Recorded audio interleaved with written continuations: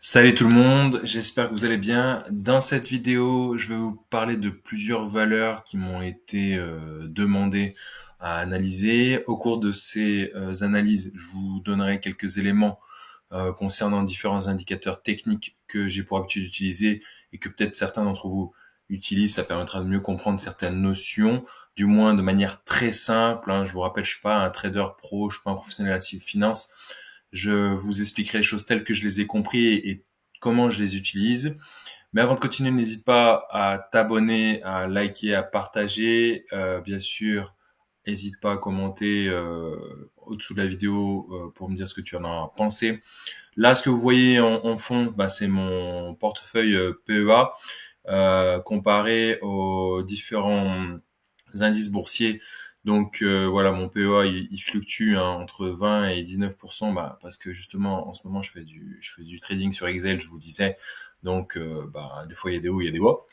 Le DAX fait 20,8% aujourd'hui. Le S&P n'a pas encore la valeur du jour, mais il fait 7,8% actuellement. On n'est pas encore à la clôture de 22 heures. Le CAC 40, 4,27%. Et le CW8, donc l'ETF Amundi qui réplique le MSCI World, moins 2,2% actuellement. J'en profite pour souhaiter la bienvenue à Waxu Wax, Jean-Baptiste Diostado, Benjamin Piaget, Hashmi et Didier Vincent qui sont les nouveaux abonnés sur ma chaîne. On est de plus en plus nombreux, vous avez vu, on est plus de 1240 actuellement. Merci, ça me donne la force pour continuer. Maintenant, je vais vous parler de Air Liquide, la fameuse Air Liquide. Donc Air Liquide, comme vous pouvez le voir, on est en graphique mensuel, donc on est en nette tendance haussière sur du long terme, puisque je vous dis on est en mensuel. Donc la tendance, pour rappeler la définition d'une tendance, eh ben, c'est comme pour les réseaux sociaux, pour plein de choses, une tendance qui est la mode. La tendance, elle peut être haussière, baissière ou neutre. Là actuellement, elle est haussière, comme vous l'aurez bien vu, grâce à ce canal que j'ai représenté, bon, c'est juste à titre indicatif, jaune ou même le bleu. Et si on s'en passe, eh bien, vous allez voir ensuite les moyennes mobiles rouge, bleu, verte et blanche avec les pointillés qui sont justement là pour définir ce qu'est une tendance. Donc, on va voir ça euh, en temps plus court, donc là on est en hebdomadaire. La tendance, si je dézoome un peu, voilà, la tendance avec les moyennes mobiles. Alors, il faut savoir qu'il y a plusieurs moyennes mobiles, hein. Il y a les moyennes mobiles simples et les moyennes mobiles exponentielles. Moi, j'utilise les moyennes mobiles simples. Simples, donc SMA, donc ça veut dire Simple Mobile Average, il me semble, en respectivement 10 périodes, 30 périodes, 50 périodes, et là, je me suis mis un titre indicatif 200 périodes. Celles que j'utilise le plus souvent dans mes vidéos, dans mes analyses, ce sont les 10 périodes et 30 périodes. Et pour un investisseur long terme, il est préconisé d'utiliser, de céder de la moyenne mobile 30 semaines. C'est pas moi qui le dis, c'est Stan Weinstein avec dans son livre Secret pour gagner en bourse, à la hausse ou à la baisse. Comme je l'ai expliqué précédemment, Stan Weinstein, pour résumer ses principes, il parle de 4 phases, les phases 1, 2, 3 et 4. Phase 1 qui correspond à une légère phase de croissance, mais très légère, quasi plate. Phase 2, une phase de croissance vraie, hein, qui monte vraiment, donc ça, il n'y a pas de doute là-dessus.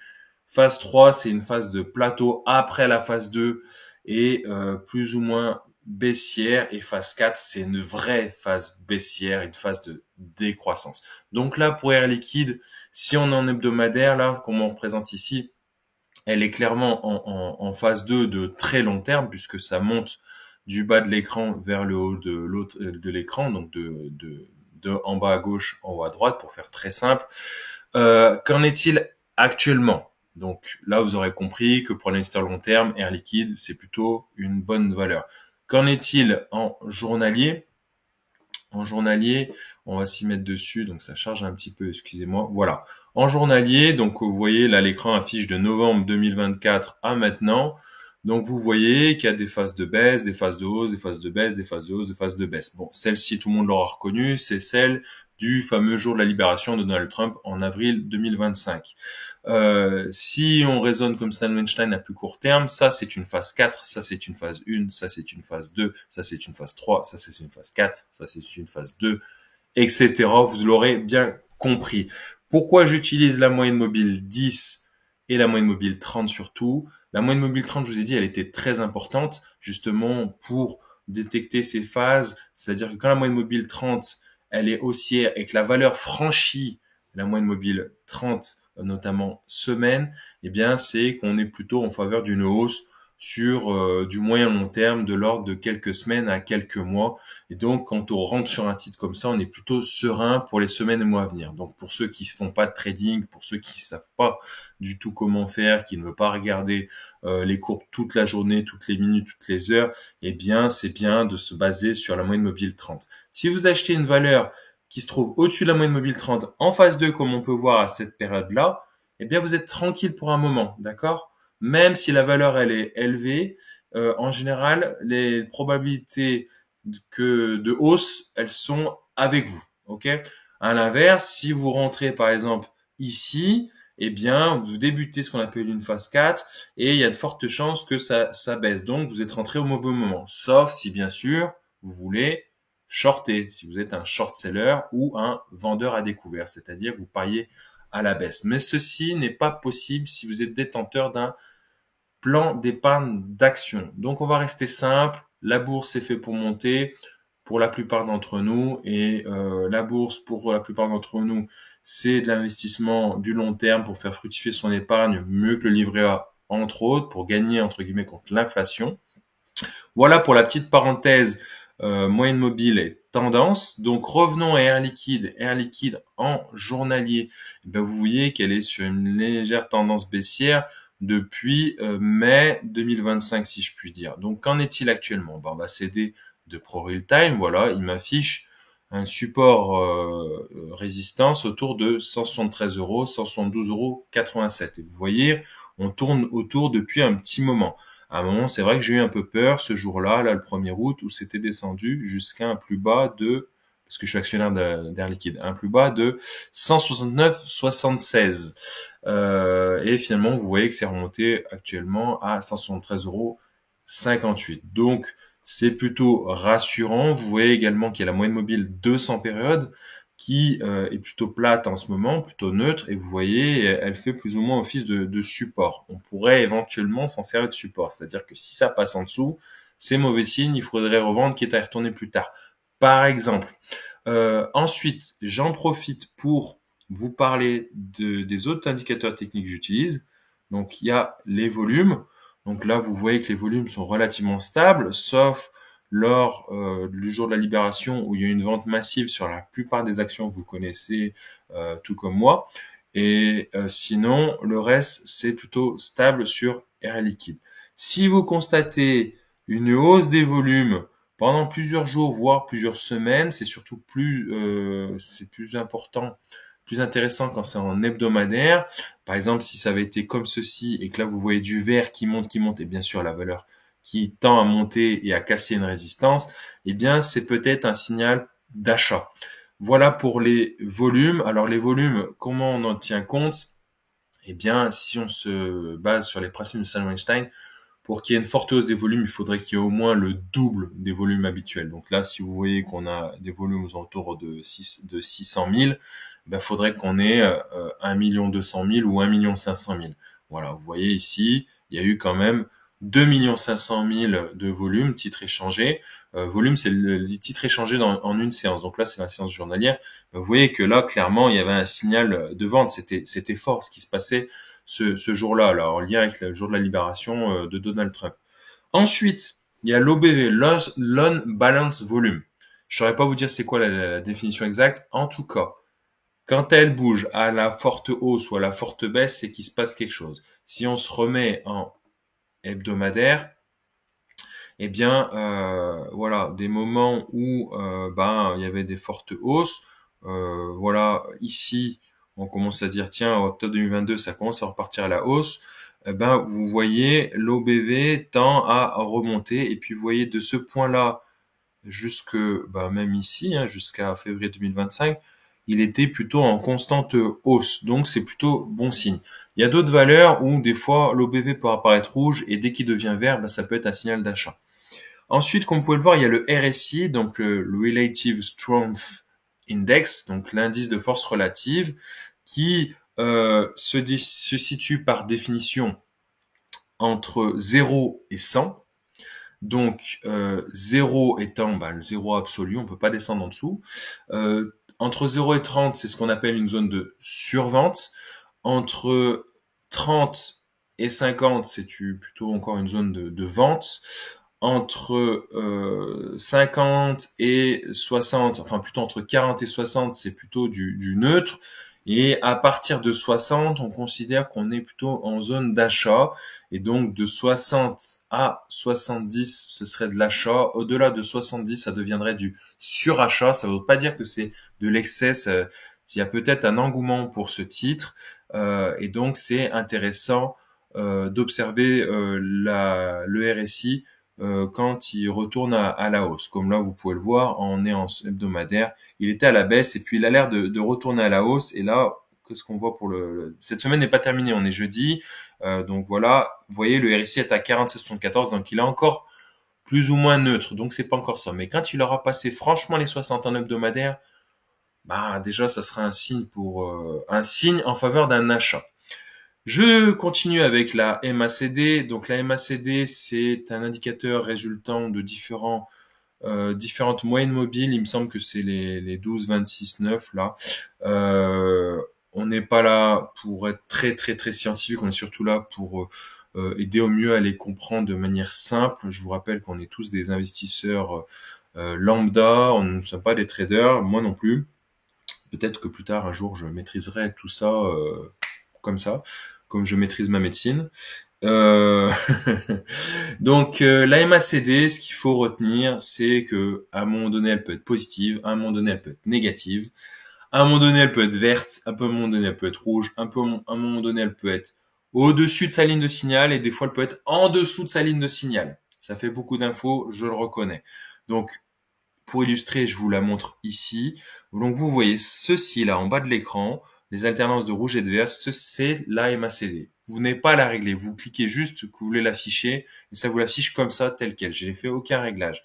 Donc vous voyez que par exemple ici, il y a une phase de baisse de la MACD qui est positive ici, qui redevient négative en franchissant cette ligne horizontale jusqu'à un certain point. Et en parallèle, vous voyez du rouge ici, qui est en gros le reflet de cette petite vague bleue en deux bosses, là, en deux creux. Ben, les deux creux de cette courbe bleue qui est la MACD sont représentés ici sous forme d'histogramme rouge. Et ensuite, quand la MACD repasse au-dessus de sa ligne de signal qui est la courbe rouge, elle redevient verte. Donc là, ça peut être un signal d'achat, mais aussi le signal d'achat est d'autant plus fort lorsque c'est vert et en même temps ça repasse le niveau 0, comme on peut le voir ici. Et là, vous le voyez, effectivement, quand c'est passé là, il y a eu une bougie verte, et quand la ligne de signal a également franchi 0, il y a eu une autre bougie verte ici en hebdomadaire. Donc vous voyez, tout cela donne à peu près la même conclusion. Donc pour ce qui est du vert, en gros, c'est achat. Même chose quand il s'agit de la vente, quand le signal redevient rouge, eh bien c'est un signal pour dire attention, il faut sûrement vendre. D'accord? Donc là, c'est intéressant, surtout en hebdomadaire, mais surtout aussi à court terme. Il y a un autre indicateur que je vous ai pas mis, je vous mettrai après pour le court terme. Enfin, j'utilise la stochastique également à titre indicatif. C'est un peu le même principe que le RSI, un coup c'est haut, un coup c'est bas. Sauf qu'au lieu d'avoir, c'est pareil, c'est entre 0 et 100, mais au lieu que ce soit une norme entre guillemets entre 30 et 70, c'est une norme entre guillemets entre 20 et 80. Donc quand on est en dessous de 80, pareil, c'est un signal de survente. Quand on est au-dessus de 80, on est en signal de surachat. Et comme vous l'aurez compris, c'est intéressant de capter ces phases de hausse quand on passe de 20 à 80. Pas dans l'autre sens. Dans l'autre sens, c'est plutôt pour shorter, si je puis dire. Mais pour acheter, ce serait de passer entre 20 et 80. Et enfin, comme je vous disais, la bande de Bollinger, je vais vous la mettre en journalier ou même en horaire, ça sera plus intéressant. Allez, même en 10 minutes, c'est très intéressant en 10 minutes. Voilà, je la coche ici. Donc, les bandes de Bollinger, ce sont ces bandes violettes représentées ici, qui justement sont des moyennes mobiles en soi, hein. Donc entre guillemets plus 20, moins 20 et non pardon, la moyenne mobile 20 qui est en pointillé avec deux écarts types à la hausse ou à la baisse. C'est pour ça qu'il est marqué 22. C'est comme ça que je l'ai compris en tout cas.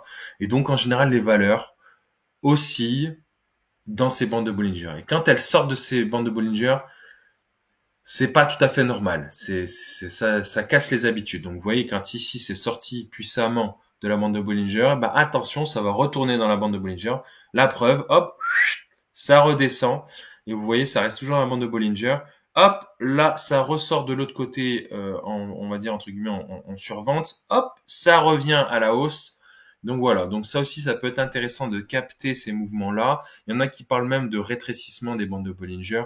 Donc vous voyez, ici c'était large, puis quand ça se rétrécit, hop, ça, il y a eu peut-être un retournement de tendance de la baisse à la hausse. Je comprends que ça fait beaucoup d'informations d'un coup, donc je vais en arrêter là pour tout ce qui est analyse technique. Je vous laisse le temps de digérer tout ça. Pour celles et ceux qui veulent passer directement à l'analyse de Air Liquide en résumé, c'est-à-dire maintenant, eh bien, je vous mets le timer en description. Donc, le résumé de Air Liquide maintenant, c'est que justement, en journalier, actuellement, il y aurait une résistance support, c'est-à-dire une zone de polarité autour de 173 euros, que la prochaine résistance serait autour de 177 euros, et dans une moindre mesure, une prochaine résistance décrite par Pro Time autour des 186 euros. Maintenant, je vous rassure, ça va aller beaucoup plus vite maintenant que j'ai pris le temps de vous expliquer tout cela. On va parler maintenant de BNP et donc je vais passer la théorie que je viens de vous expliquer via Air Liquide. Donc BNP, actuellement en hebdomadaire, c'est une tendance haussière, surtout depuis la crise Covid jusqu'à maintenant. Donc tendance haussière de très long terme. En hebdomadaire, tendance haussière de moyen long terme. Nous sommes au-dessus des moyennes mobiles 30 semaines actuellement. Nous sommes encore également au-dessus de la moyenne mobile 10 semaines. Mais vous voyez, comme moi, elle est en train de stagner entre aux alentours de 76 euros et 79 euros, allez, 80 euros. Donc, elle aussi, dernièrement, ces dernières semaines, entre 76 euros et 80 euros. Pour une time décrit un support à 78, mais c'est plutôt, oui, support résistance. Vous voyez, on est en plein milieu. La semaine, je vous rappelle, elle n'est pas terminée. On est jeudi soir. Qu'en est-il actuellement en journalier? En journalier, vous voyez, on est toujours au-dessus des moyennes mobiles, donc c'est plutôt un signe positif. On est aussi du support décrit par ProAllTime, donc ça aussi c'est positif. En termes de volume, on est plutôt stable depuis le jour de la libération. L'OBV est stable également, le RSI stable également. La MACD toujours un peu verte, mais un peu faiblarde. Et la stochastique plutôt neutre, voire léger achat. Donc c'est ça concorde avec cela. Pour ma part, je pense qu'il y a une résistance, tout simplement ultime, enfin ultime pour le moment, ultime. Voilà, autour des 80 euros 65 comme présenté ici. Donc effectivement, si on entre maintenant sur BNP, j'avoue que c'est pas très intéressant, en tout cas pour ma part, parce que voilà, de 79,50 à 80 euros 65, c'est un peu, il y a voilà, le gain il est plutôt faible. Il est fort possible, comme toutes les bancaires, qu'elles soient cycliques comme avant et qu'elles retracent un peu, d'accord, hein. Donc, si elles devaient retracer, premièrement, c'est jusqu'au premier support autour des 78,49 €. Et moi, personnellement, je vous décris un deuxième support pour pas que vous vous sentiez lésé. Je ne vois pas pourquoi Voilà, excusez-moi, tac. Il est assez flagrant. C'est à peu près le bas de la bande de Bollinger. Voilà, que je mets en vert pour que ce soit bien clair pour tout le monde. Voilà, autour des 74-75 euros. Pour moi, ce serait là le point d'entrée idéal en ce moment, toujours dans cette tendance haussière. Voilà, donc ceux qui font du trading, peut-être qu'ils se sont amusés à justement rentrer ici, revendre là ou à peu près. Hein. Ils arrivent jamais à voir le plus haut ni jamais à voir le plus bas, hein, mais c'est capter une bonne partie de la hausse. Après, ceux qui short, ben, ils essaient de capter une bonne partie de la baisse, d'accord. Et puis ensuite, trader, voilà, à partir de 74 jusqu'à voilà 79, etc. Vous aurez compris le principe du trading, que ce soit en day trading ou là, comme je vous l'ai illustré, en swing trading. Ce que je fais, moi, c'est plutôt du swing trading avec Exhale parce que des fois, quand j'ai pas mon objectif atteint sur quelques heures ou la journée, eh ben, j'attends quelques jours et comme je suis dans une tendance haussière, en général, ça se passe très bien et voilà, je me fais pas mal d'oseille, c'est sympa, c'est vraiment kiffant. Et je suis pas un Dubaïote en train de raconter ma life en tant qu'influenceur, c'est la vérité, il n'y a pas d'arnaque. Vous voyez que je suis sincère, que je prends vraiment le temps de vous expliquer les choses et en plus je me fais pas d'argent sur le dos, c'est purement gratuit. Hein. Je vous avez vu que mes vidéos ne sont pas monétisées. Ensuite, donc, en conclusion de BNP, plutôt tendance neutre actuellement. Donc, pour entrer maintenant, je trouve que c'est pas intéressant. Pour un investisseur très très très long terme, pourquoi pas? Je pense personnellement, mais je peux me tromper, que il va avoir une correction prochaine, puisque le potentiel de hausse il est atteint. Vous voyez, il n'y a plus la même force qu'il y avait entre février et maintenant, quoi, depuis ce début d'année. Donc voilà, ça monte pas, les arbres ne montent pas jusqu'au ciel, n'est-ce pas? Donc, il va avoir une correction. C'est sain pour BNP. Il y aura d'autres personnes qui rentreront dessus. Peut-être moi, hein, qui sait. Avant, elle rangeait d'une valeur de 10 euros, donc entre 58 et 68 euros, etc. Là, elle a changé un peu les règles du jeu BNP, et tant mieux pour elle, parce que c'est une vraie hausse. Et donc c'est toujours bien, parce que comme je vous dis, moi j'aime bien voir la hausse, la bourse à la hausse, et pas comme un vendeur à découvert. Je trouve que ça c'est un peu charognard, d'accord. Ensuite, je voulais vous parler de quelle valeur. Il s'agit de FDJ United. Et donc là, je pense qu'on va avoir un exemple différent des premières valeurs. J'en parle parce que tout le monde en parle, parce que les gens disent oui, c'est la FDJ, c'est les gens, il y aura toujours des gens qui achèteront des jeux à gratter, etc.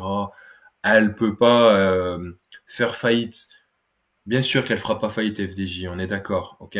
C'est surtout la bourse ne fonctionne pas ainsi. La bourse, elle spécule à la hausse, à la baisse, ou des fois elle s'appuie sur des résultats. Donc quand les résultats sont excellents, eh bien des fois elle les applaudit. Donc le marché applaudit et donc ça part à la hausse. Donc ça paraît très logique.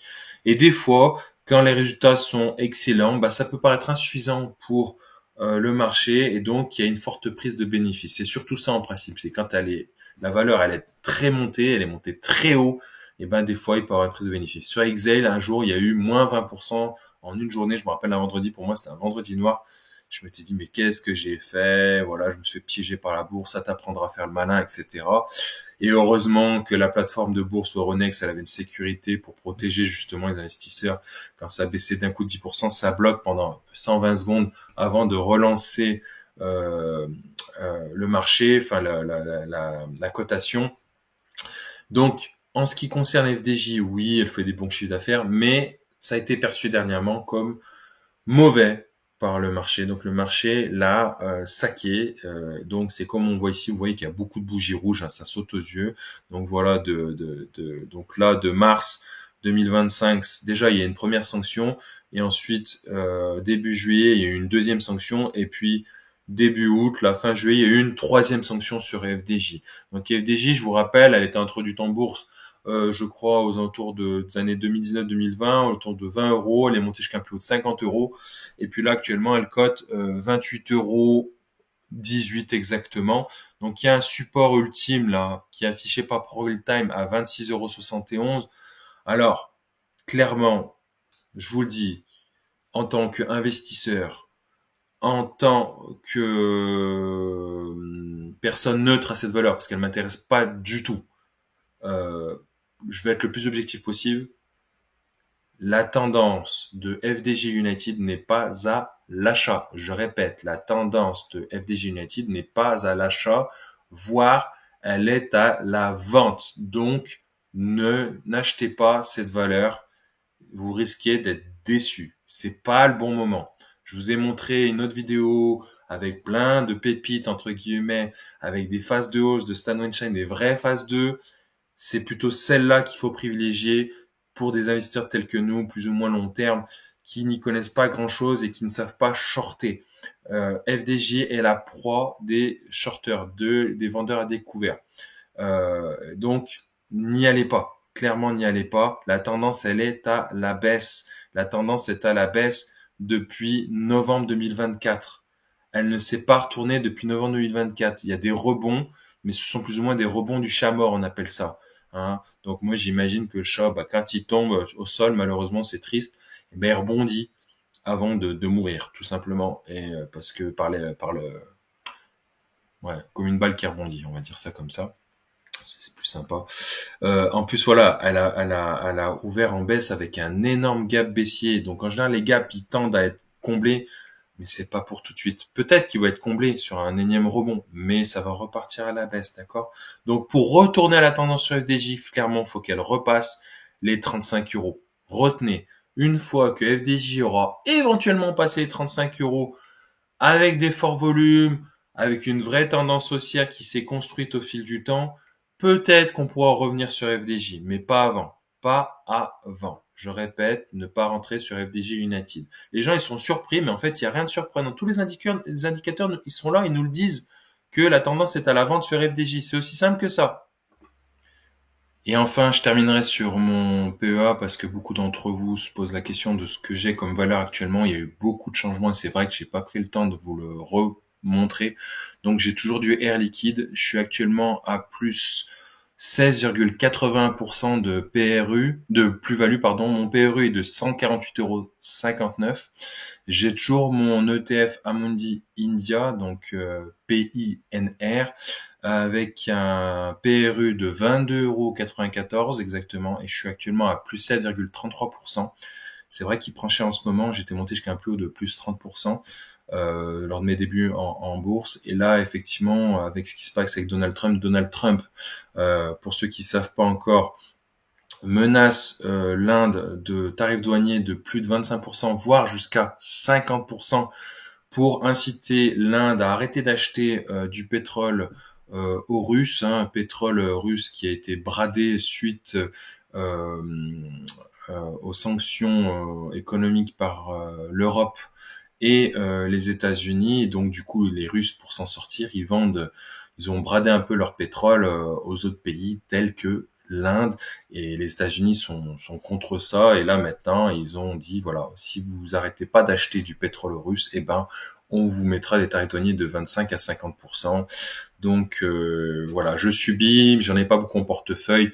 C'est voilà, c'était en même temps, je l'ai gardé pour voir comment l'ETF allait évoluer au fil du temps, parce qu'il y en a plein d'entre vous qui disent oui, il faut acheter des ETF, notamment World, et laisser couler, il faut arrêter de faire du stock picking, ça sert à rien, la gestion active ne bat pas la gestion passive, ne bat pas les ETF, etc., etc. Il faut privilégier le DCA au lump sum, c'est simple, voilà, qu'est-ce qui te casse la tête, ça se programme, etc. Vous savez très bien, ceux qui me suivent plus longtemps, que je ne partage pas cet avis. Je suis un passionné, j'aime comprendre ce que je fais. Quand je vous parle de stochastique, de RSI, etc., je les utilise quand je les comprends. Je ne les utilise pas si je les comprends pas, sinon ça sert à rien d'utiliser des indicateurs, d'accord? Donc, tout ce que je fais, j'essaie de le comprendre un maximum, ou au moins de manière très simple, pour pouvoir les interpréter facilement. Et c'est ce que j'essaie de vous transmettre à travers cette vidéo et à travers ma chaîne, tout simplement. Ensuite, j'ai du AXA. AXA, je suis rentré dessus le 1er août à un PRU de 39,89 € exactement, et je suis très content parce que je suis à plus 4%. On est le 7 août, ça fait même pas 6 jours que je suis investi sur AXA et je fais déjà plus 4% sur une valeur du CAC 40, donc c'est génial. J'ai profité de la correction suite à l'annonce des résultats, et elle a été vachement shortée, mais je savais que c'était de courte durée. C'est une valeur qui a des fondamentaux solides dans le thème, c'est dans le secteur des assurances, excusez-moi, assurance et finance. Donc pour moi, je ne vois pas ce secteur se casser la gueule. Et en plus, voilà, elle était en tendance haussière de long terme et les moyennes mobiles 10 et 30 étaient plutôt en ma faveur. Je savais que si elle ne passait pas sous les 39 euros, j'étais tranquille et c'est le cas. Elle est en train de rebondir. Elle est actuellement à 41,57 euros. Ensuite, j'ai toujours l'ETF de BNP ESE qui réplique entre guillemets la performance du S&P 500, qui met du temps à remonter par rapport au S&P 500. Vous l'aurez tous remarqué dans votre portefeuille si vous avez un ETF répliquant le S&P 500, que ce soit du BNP, du Amundi ou autre. Eh bien, tout simplement, c'est lié au taux de change. Voilà, comme le dollar perd de la force face à l'euro, c'est normal que notre ETF, qui est calqué en euros, soit moins efficient que un indice qui est coté en dollars. C'est aussi simple que ça. Quand le dollar reprendra de la force, eh bien notre ETF reprendra de la force. C'est aussi simple que ça. Ensuite, j'ai toujours du Bourse Direct, donc c'est mon courtier et voilà, je suis actionnaire, ça me lâche 20 centimes de dividendes par action. Donc c'est plutôt en fond de portefeuille, plutôt sur du long terme actuellement, parce que là, je l'avais acheté avec un peu avec les sentiments, en pensant vraiment d'analyse comme je vous l'ai fait aujourd'hui, pour justement, en me disant voilà, les gens vont de plus en plus se mettre à la bourse, vont de plus en plus passer d'ordre. Alors, vous allez me dire, mais c'est quand même mieux Euronext. Je suis d'accord, j'ai été actionnaire d'Euronext, j'ai pris plus de 30% de plus-value entre janvier et mars, donc en 3 mois. Donc c'est génial, la bourse, encore une fois, j'adore ça. Vraiment, c'est très passionnant. Il y en a qui disent le jeu boursier, c'est pas un jeu. C'est pas un jeu. Moi, ça me passionne comme un jeu, mais c'est pas un jeu. Clairement, le temps qu'on y passe pour essayer de faire les bons choix, le temps que je fais pour préparer ce genre de vidéo, le temps que je prends pour préparer ce genre de vidéo, ça prend du temps et c'est avec passion que je vous partage tout ça. Ensuite, avec Excel Technologies, je vous dis, je suis en train de la trader en ce moment, donc je n'en dirai pas plus. En tout cas, c'est une valeur qui pourrait se garder sur du long terme dès lors qu'on est rentré à un bon point d'entrée. Si vous avez acheté autour des 128 euros, ce qui est son plus haut historique, là, j'ai envie de dire prudence, très volatile. En gros, elle fait souvent du plus 5%, du moins 5%. J'ai fait une vidéo là-dessus avec tous mes trades gagnés, validés. C'était 9 sur 9 au moment où je fais la vidéo. Là, j'en suis à 11 sur 11. Et je m'en mets plein les poches, hein, les sous-sous dans la poche, comme diraient les inconnus. Ensuite, j'ai du Lizzy, je suis rentré dessus le 31 juillet à un PRU de 39 euros, non, de 47,44 € exactement, et je suis à plus 0,54% dessus, donc pour l'instant ça va. L'Oréal, j'en ai plus. Je l'ai vendu à 396 là quand il y a eu une forte hausse. Tout simplement parce que ça faisait un moment que je me la coltinais, j'ai touché les dividendes, hein. Donc voilà, j'ai touché à peu près 350 € de plus-value avec les dividendes également. Donc voilà, autant vous dire que c'était pas hyper intéressant, mais ça m'a fait de l'expérience. Voilà, je l'ai revendu parce que effectivement, vous voyez, elle est montée puis elle est redescendue. C'est exactement là. Moi, ça s'est vendu à l'ouverture et puis après ça chutait. Donc au début de cette bougie rouge, comme vous voyez là. Rainmetal, j'ai vendu également. J'avais acheté 1780 à peu près. Je l'ai revendu 1864. Et du coup, vous voyez actuellement le cote à 1641. Donc, pour le moment, elle n'est plus à la mode, à la différence d'un Safran. D'ailleurs, dans toutes ces valeurs un peu de défense en dehors d'Exail, il y a que Safran qui garde de la pêche, j'ai envie de vous dire. Sanofi, je l'ai vendu aujourd'hui. Oh, qu'est-ce que t'as fait? Oui, non, j'ai vendu. J'ai acté ma moins-value. Voilà, et un léger petit rebond vert. Euh, voilà. Si jamais elle repasse au-dessus des 85 euros, peut-être que j'y retournerai dessus. Peut-être que je referai une vidéo là-dessus. Voilà, je passe. SAP, j'ai revendu, j'étais en dessus aux alentours des 275,75 €. Finalement, j'ai revendu à 261,20 €, il me semble. Donc, c'était à peu près par là. Voilà. Ou oui, ici peut-être. Non, par là. Voilà. Donc, vous voyez, depuis ici, ben, elle est retournée à la baisse. Elle remonte, c'est tout. C'est un mauvais trade. Comme dirait Stan Weinstein, l'intérêt, c'est de gagner au moins une fois sur deux. Schneider Electric, même chose, j'ai vendu avec une petite plus-value. J'avais un BRE aux alentours de 228 €.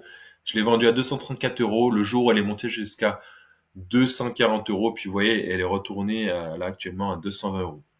Solaria, je vous l'ai dit, je suis rentré dessus à 8 euros 87 de PRU. J'ai subi cette hausse, j'ai subi cette légère baisse, j'ai revendu à 9,48 et je vous l'avais dit, c'était une pépite. Voilà, les 45 millions de volumes. Phase de San Weinstein, explosion de l'OBV, explosion des volumes, explosion de tout. Et vous voyez, elle va lentement, mais sûrement en direction des 12,50 euros. Après, je ne saurais pas je n'ose pas me prononcer. Mais en tout cas, c'est sûr, elle va aller jusqu'aux 12,50 euros. Et là, on est à 11,49 euros. Lentement, mais sûrement, vous voyez, depuis début juin à maintenant. Et enfin, Total Energy, j'en parlerai brièvement parce que j'ai fait une vidéo là-dessus très intéressante. Je vous la mets en description. Voilà, elle aussi entre 50 et 53 euros pour faire simple. Je suis actionnaire dessus, je touche mes dividendes trimestriels. Et voilà, c'est la fin de cette vidéo. N'hésitez pas à vous abonner, à liker, à partager, à me dire en commentaire ce qui vous a plu. Si vous aimeriez je parle d'un certain sujet boursier ou financier, n'hésitez pas à me le dire en commentaire. Et puis je vous dis à plus pour de nouvelles aventures. Salut.